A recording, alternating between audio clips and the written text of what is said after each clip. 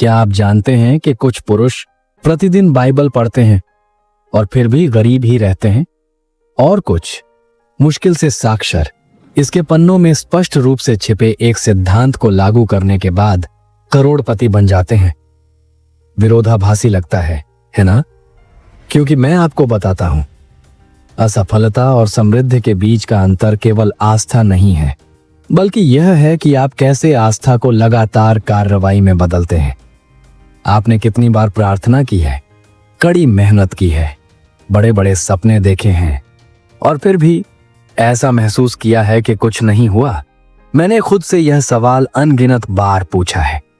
बहुत समय बाद मुझे एहसास हुआ कि बाइबल सदियों से क्या कह रही है।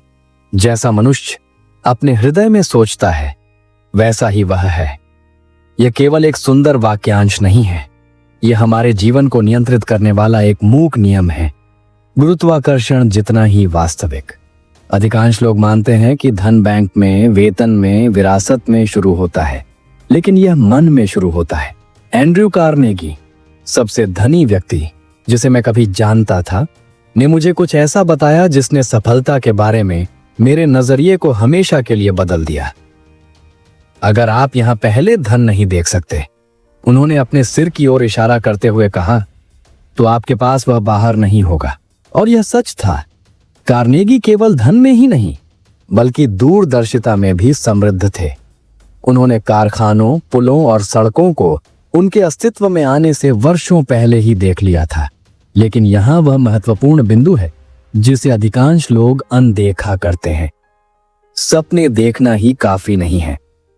आप कितने लोगों को जानते हैं जो बड़े बड़े सपनों की बात करते हैं, लेकिन दिनचर्या में फंसे रहते हैं, कभी भी पहला कदम नहीं उठाते? शायद आपने खुद से वादा किया होगा कि चीजें बदल जाएंगी, और फिर भी आप ठीक वहीं रह गए जहां थे। क्या यह सच नहीं है? ऐसा क्यों होता है? क्योंकि मन जब संदेह से भरा होता है तो एक अदृश्य जेल बनाता है। आप काम करते हैं, लेकिन गहराई से मानते हैं कि आप सफल नहीं होंगे, और जब विश्वास कमजोर होता है तो दृढ़ता आधी राह में ही मर जाती है। मैंने इसे बार बार होता देखा है।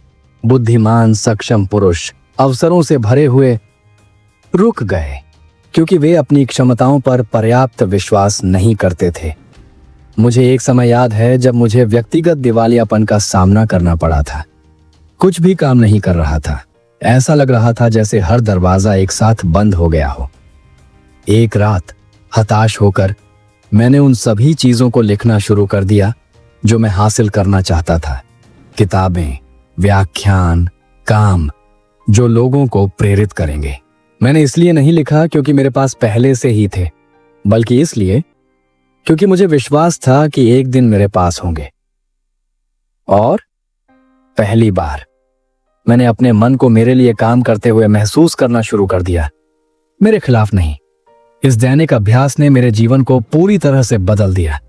आप सोच सकते हैं, लेकिन क्या यह सभी के लिए काम करेगा? मैं आपसे पूछता हूं, क्या आपने वास्तव में पूरी ताकत से विश्वास करने की कोशिश की है इससे पहले कि आप हार मान लें? या आपके विश्वास की कोई समाप्ति तिथि है? अधिकांश लोग प्रार्थना करते हैं कि बाहरी रूप से कुछ हो जाए, जबकि वास्तव में परिवर्तन आंतरिक रूप से शुरू होता है। केंद्रित मन ऐसे अवसर ढूंढता है जहां पहले केवल समस्याएं थीं। एक साधारण परीक्षण करें। 7 रातों तक सोने से पहले स्पष्ट रूप से उस जीवन की कल्पना करें जो आप चाहते हैं। विवरण की कल्पना करें। घर, पेशा, आपके आसपास के लोग, वित्तीय स्वतंत्रता। किसी भी संदेह को उस क्षण में घुसने न दें। अपने आप को पहले से ही उस वास्तविकता में जीते हुए महसूस करें। यह बहुत सरल लगता है, मुझे पता है, लेकिन यही रहस्य है। धन पहले चुपचाप कल्पना में, विश्वास में बनाया जाता है, भौतिक दुनिया में प्रकट होने से पहले।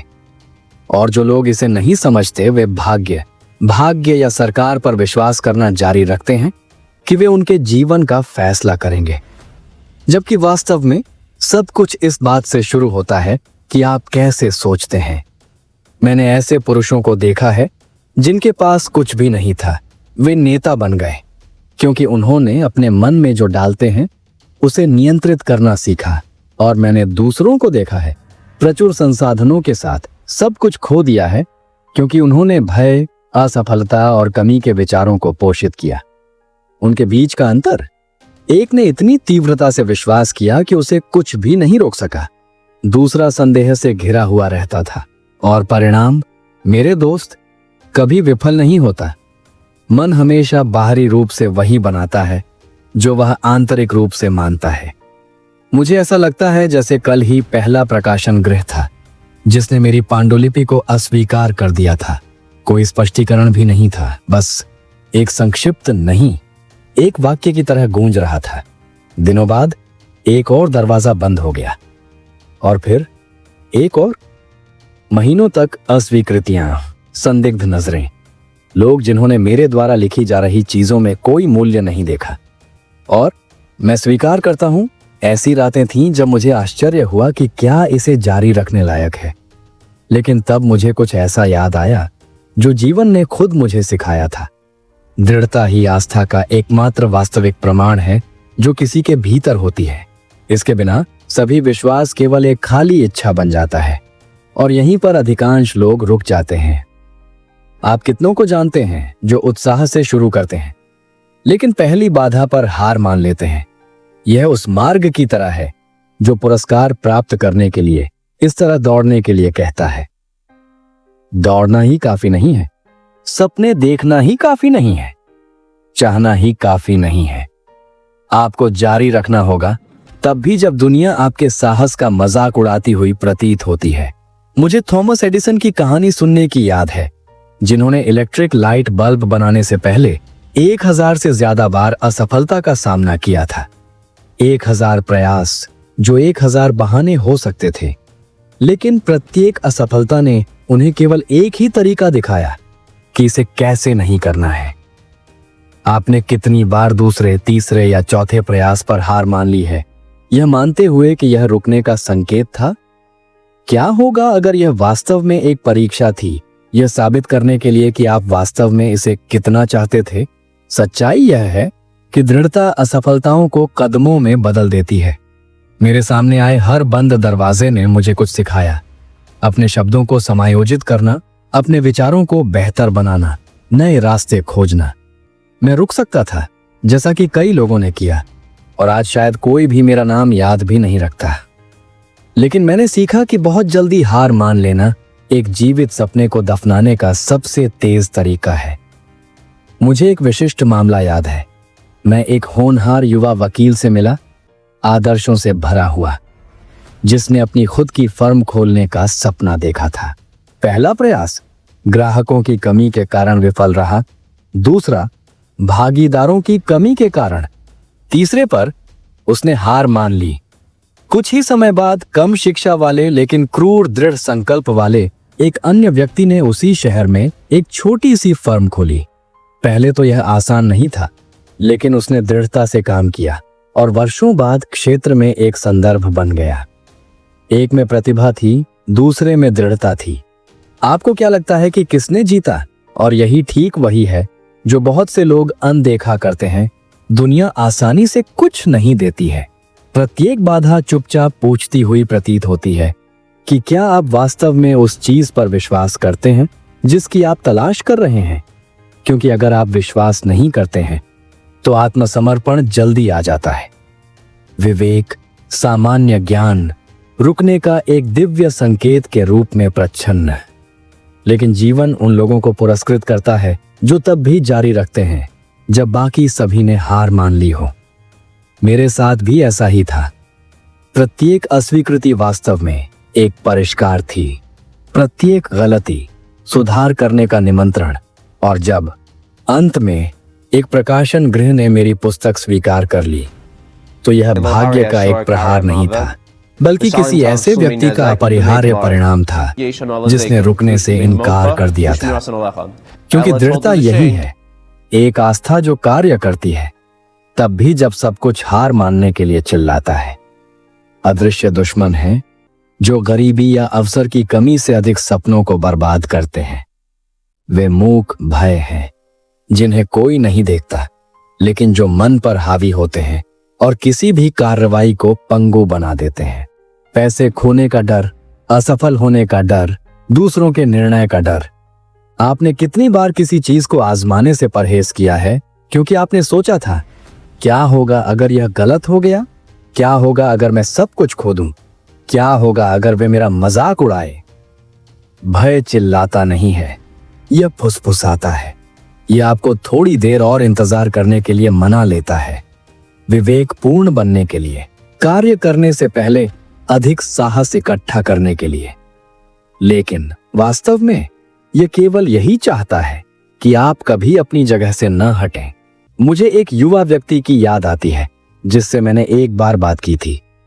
उसके पास शानदार विचार, तेज सोच और व्यापार के लिए एक प्राकृतिक प्रतिभा थी, लेकिन वह कहते रहे कि अभी सही समय नहीं आया है। हमेशा एक बहाना होता था। कभी कभी उसके पास पूंजी की कमी होती थी, कभी कभी अनुभव की कमी होती थी, कभी कभी उसे थोड़ी देर और इंतजार करने की जरूरत होती थी। और इस तरह साल गुजरते गए। एक दिन बहुत कम प्रतिभा वाले लेकिन साहस वाले किसी व्यक्ति ने उन विचारों में से एक को ले लिया जिसके बारे में वह बात करता रहता था और एक करोड़ों डॉलर की कंपनी बनाई। पहला, वह केवल सपने देखता रहा।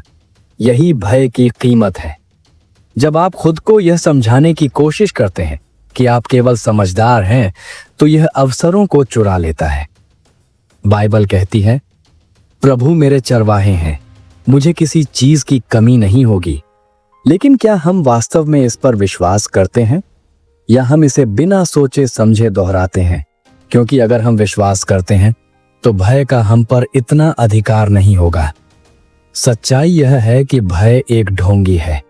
यह हमें विश्वास दिलाता है कि हम यथार्थवादी हैं, जबकि वास्तव में हम केवल जीवन से छिप रहे हैं।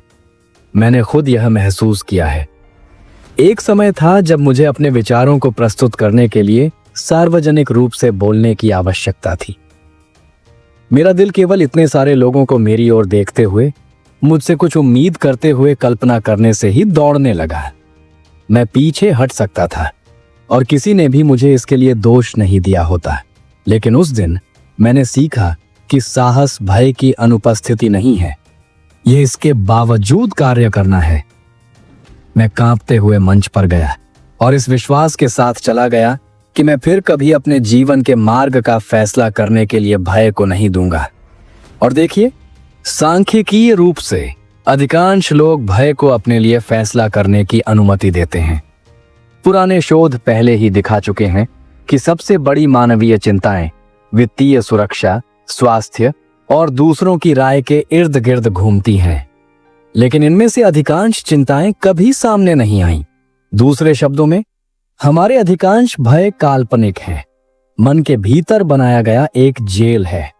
सबसे दुखद बात यह है कि भय अक्सर सुरक्षा के रूप में प्रच्छन्न आता है।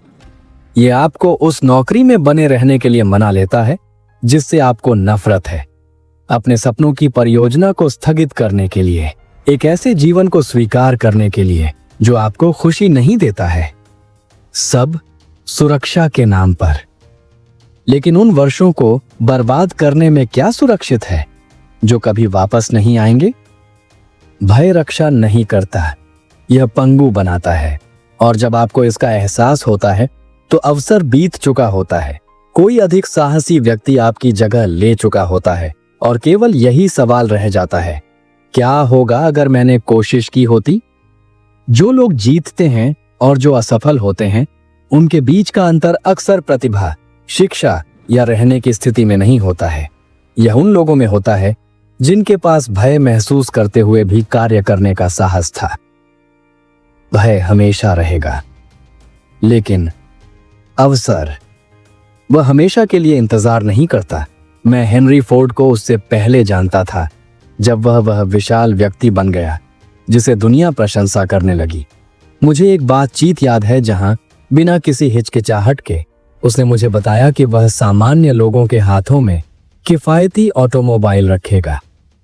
अमीर नहीं, कुछ विशेषाधिकार प्राप्त लोग नहीं, बल्कि आम आदमी, वह कामगार जो पहले एक मोटर कार को कुछ अप्राप्य के रूप में देखता था।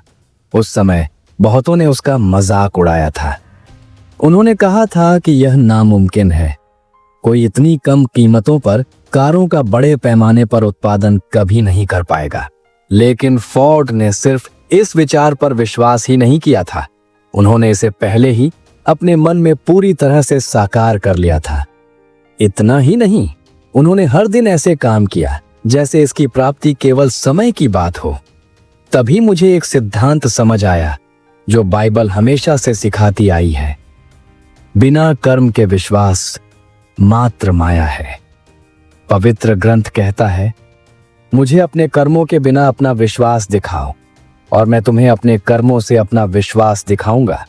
फोर्ड हर रात प्रार्थना कर सकते थे, खुद को हिम्मत के शब्द दोहरा सकते थे, अपने विजन के बारे में पन्नों पर पन्ने लिख सकते थे, लेकिन बिना काम के यह सब विचारों के क्षेत्र में ही मर जाता।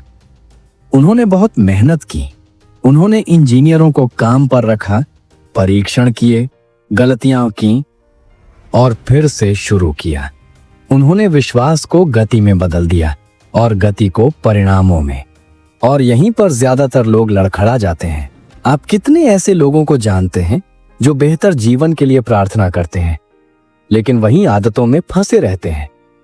वे समृद्धि के लिए प्रार्थना करते हैं, लेकिन अपनी कमाई से ज्यादा खर्च करते हैं। वे अवसरों की मांग करते हैं, लेकिन कड़ी मेहनत से दूर भागते हैं। वे अपना जीवन बदलना चाहते हैं, लेकिन अपनी दिनचर्या बदलने से डरते हैं। शायद आप खुद ने भी भगवान से चमत्कार मांगा होगा, जबकि दिन रात वही काम करते रहे होंगे जो आपको उसी जगह बनाए रखते हैं। मुझे याद है, एक किसान से मैं कभी मिला था। उसका विश्वास बहुत प्रभावशाली था। वह पूरे दिल से मानता था कि भगवान भरपूर फसल लाएंगे। लेकिन एक बात थी, उसने कभी सही समय पर बुआई नहीं की। उसने सही परिस्थितियों का इंतजार किया, सही मौसम, सही बारिश, सही मिट्टी, और जब तक उसने आखिरकार काम करने का फैसला किया, तब तक बहुत देर हो चुकी थी। अंत में उसने आकाश, मौसम, भाग्य को दोषी ठहराया। लेकिन सच्चाई यह है कि उसमें विश्वास की कमी नहीं थी, उसमें कर्म की कमी थी। जीवन इरादों को पुरस्कृत नहीं करता है, यह कर्मों का जवाब देता है। फोर्ड अपने विचार पर इतना दृढ़ विश्वास रखते थे कि उन्होंने अपने ही इंजीनियरों के खिलाफ भी दांव लगा दिया, जिन्होंने दावा किया था कि एक ही टुकड़े में 8 सिलेंडर का इंजन बनाना नामुमकिन है। उन्होंने आदेश दिया, फिर भी इसे बनाओ। काम तब तक करो जब तक तुम सफल ना हो जाओ। और महीनों कोशिश करने के बाद उन्होंने बना दिया। यही अंतर था। जब कुछ लोग हंसे तब वह काम करता रहा। जब कुछ लोग निशानी की प्रार्थना करते थे तब वह प्रार्थना करता था और काम करता था जैसे निशानी पहले ही मिल चुकी हो। कई लोग उम्मीद करते हैं कि विश्वास अपने आप सब कुछ कर देगा, जबकि वास्तव में विश्वास वही है जो हमें तब काम करने का साहस देता है जब हमें सफलता की कोई गारंटी नहीं होती है। यही वह है जो हमें तब भी बोते रहता है जब आसमान में कोई बादल नहीं होते। यही वह है जो हमें कई दरवाजे बंद होने के बाद भी फिर से कोशिश करने पर मजबूर करता है। यही वह है जो हमें तब भी चलते रहता है जब दुनिया का बाकी हिस्सा शिकायत करने के लिए रुक जाता है। फोर्ड ने मुझे एक शब्द भी बोले बिना सिखाया कि विश्वास केवल पहला कदम है। सपनों को वास्तविकता में बदलने वाला वास्तव में यह है जब विश्वास दिल से हाथों तक पहुंचता है और काम, लगन और दैनिक कार्य बन जाता है। क्योंकि कोई भी प्रार्थना, चाहे कितनी ही ईमानदार क्यों न हो, शुरुआत के साधारण कार्य की जगह नहीं ले सकती। मैंने अपनी आंखों से देखा है कि लोगों ने झूठ और धोखे पर साम्राज्य बनाए हैं। वे प्रसिद्ध व्यक्ति थे, पूजनीय थे, ऐसा लग रहा था कि उन्होंने दुनिया को जीत लिया है। लेकिन समय उस धन के पीछे छिपी बातों को उजागर करने के लिए काफी था। रातों की नींद हराम, टूटे हुए परिवार, भारी विवेक जिसे दुनिया का सारा सोना भी कम नहीं कर सकता था। बाइबल स्पष्ट रूप से चेतावनी देती है, धन का लोभ सारी बुराई की जड़ है। यह पैसा नहीं बल्कि अंधा मोह, अत्यधिक लगाव, अतृप्त इच्छा है जो मनुष्य को क्षणिक लाभ के लिए शाश्वत सिद्धांतों का आदान प्रदान करने पर मजबूर करती है और कीमत हमेशा ही चुकानी पड़ती है। मुझे एक निवेशक याद है जिसने बहुत कम वर्षों में ऐसी विधियों का उपयोग करके, जो सभी जानते थे कि बेईमान है, एक बड़ा भाग्य बनाया था। वह कहता था कि उद्देश्य साधन को सही ठहराता है और व्यापार व्यापार है। पहले वह एक विजेता लग रहा था। उसके पास हवेली, कारें, राजनीतिक प्रभाव था, लेकिन किसी ने नहीं देखा कि वह एकाकीपन से घिरा हुआ था। उसका परिवार उससे दूर हो गया, उसके कोई सच्चे दोस्त नहीं थे, और जब अंततः घोटाले सामने आए तो उसने कुछ ही महीनों में सब कुछ खो दिया। उसकी मृत्यु किसी के भी बिना हुई। यह उत्सुकता की बात है कि पैसा कितनी चीजें खरीद सकता है, और साथ ही वह केवल वही चीजें नहीं खरीद सकता जो हृदय को शांति देती हैं। दूसरी ओर मैंने ऐसे पुरुषों को भी देखा जो ईमानदार काम से धीरे धीरे अमीर हुए। एक ठोस प्रतिष्ठा, एक सम्मानित शब्द, एक साफ नाम बनाते हुए। ये आदमी कल से नहीं डरते थे, क्योंकि वे जानते थे कि उनका धन केवल बैंक में नहीं, बल्कि लोगों के सम्मान में, भागीदारों के विश्वास में, उस ईमानदारी में है जिसे समय नष्ट नहीं करता है। बाइबल ऐसे पुरुषों के बारे में कहती है, ऐसे धन के बारे में जो आशीर्वाद के साथ आता है, शाप के साथ नहीं। कई लोग यह नहीं समझ पाते हैं कि सिद्धांतों के बिना धन रेत पर बना घर है। यह कुछ समय के लिए मजबूत लग सकता है, लेकिन तूफान ही इसकी नाजुकता को उजागर करने के लिए काफी है, और जीवन के तूफान हमेशा आते हैं। मैंने खुद व्यापारियों को सलाह दी है कि वे त्वरित लाभ के लिए ईमानदारी का त्याग न करें। कुछ ने सुना और दशकों तक समृद्ध हुए। दूसरों ने सलाह को नजरअंदाज किया और सच्चाई सामने आने पर सब कुछ खो दिया। और कितने साधारण लोग छोटे पैमाने पर यही काम करते हैं। वे अपने रिज्यूमे में झूठ बोलते हैं, अपने टैक्स में धोखा करते हैं, अपने लिए काम करने वालों का शोषण करते हैं, ये मानते हुए कि वे चालाक हैं। लेकिन वे जो बना रहे हैं वह ताश के पत्तों का घर है। जीवन का एक अजीब तरीका है जो हमें दूसरों के साथ जो करते हैं उसका बदला उसी तरह चुकाता है। और जब फसल आती है तो भाग्य को दोष देने का कोई फायदा नहीं है। पैसा अपने आप में तटस्थ है।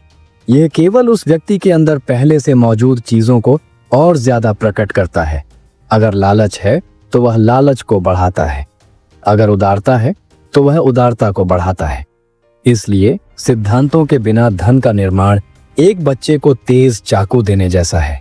जल्द या बाद में किसी को चोट लगेगी, लेकिन ठोस मूल्यों के साथ निर्माण करना कुछ स्थायी, कुछ ऐसा बनाना है जो पीढ़ियों तक फैले, कुछ ऐसा जो इसके स्वामी को नष्ट न करे।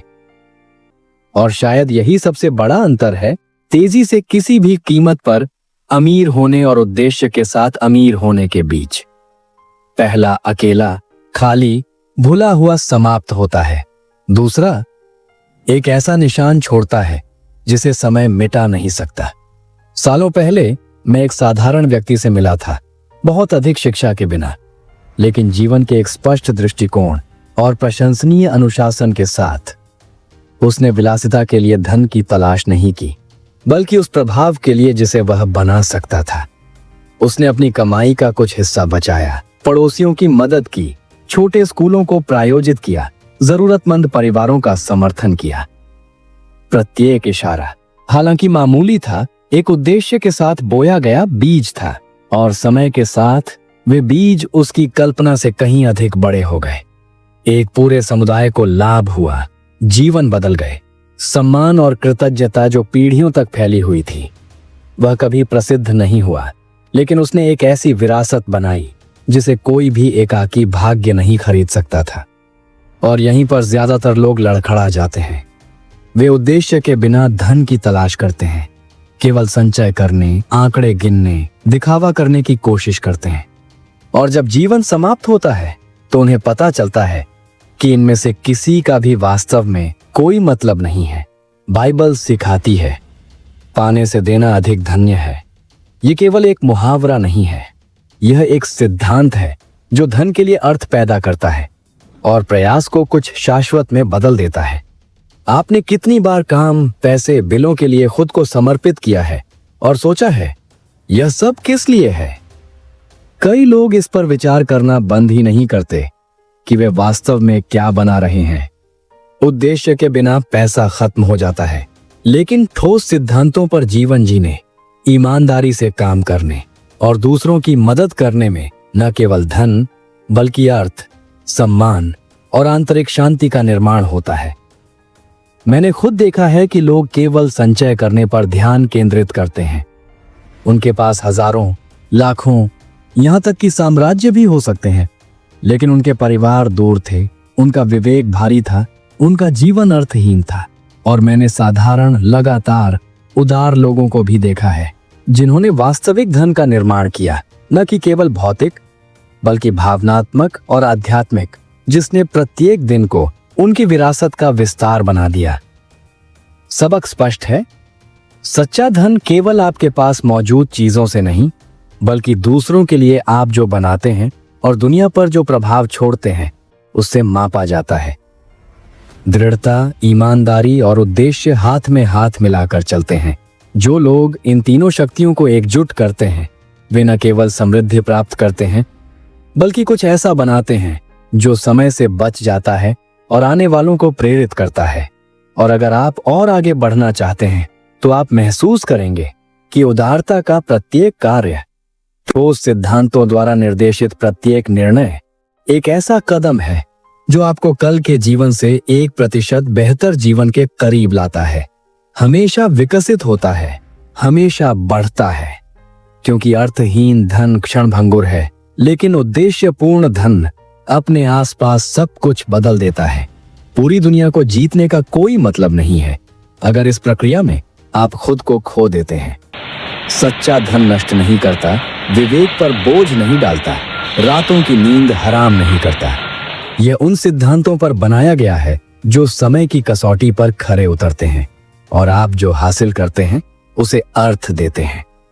अब अगर आप ज्ञान की इस सीढ़ी पर एक और पायदान चढ़ना चाहते हैं और आज की तुलना में 1% बेहतर बनना चाहते हैं, तो अगला वीडियो पहले से ही स्क्रीन पर दिखाई दे रहा है। अब तक मेरे साथ बने रहने के लिए धन्यवाद, और मैं आपको इस विकास की यात्रा को एक साथ जारी रखने के लिए वहां मिलूंगा।